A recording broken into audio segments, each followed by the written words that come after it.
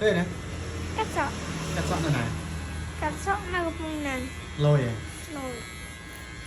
Slime nữa. Slime. Lấy tạm rồi tí nhé, cặn bánh nhé. Ăn hết. Bật. Xong lấy nghe cắt rồi.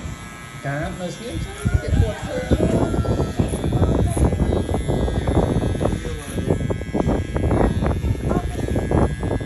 Cắt đấy. Món cắt sợi ấy. Cắt món sợi ấy. Lóng sống mài. Nó trắng lên. Lóng sống mài. Mài bò ràn.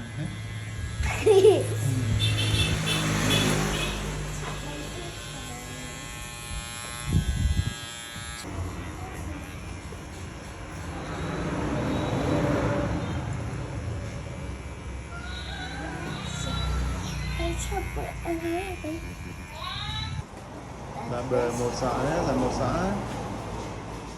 Một xã, lời lôi là một xã.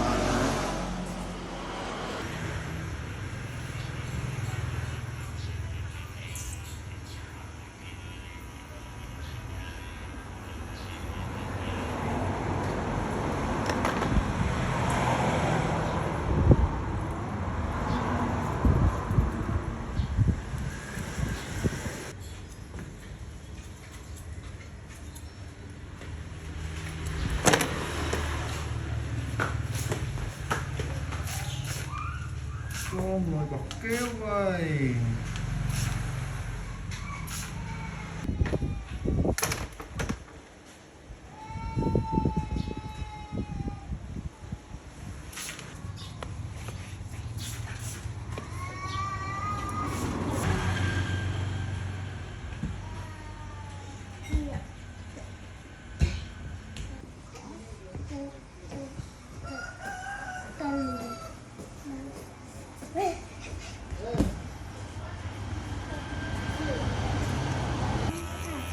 Trong sao lúc này cao sao nó lút lánh xây ngoài rồi đấy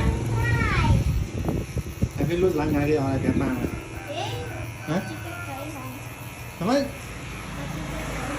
cho chất giấy này cho chất phòng hả thích từ này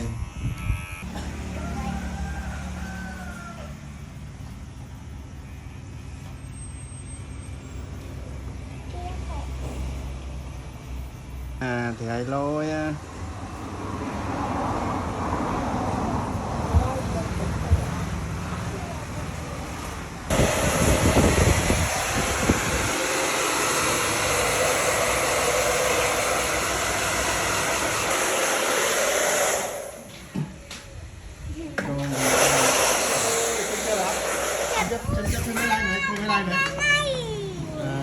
Cắt sọ này thì lôi mà.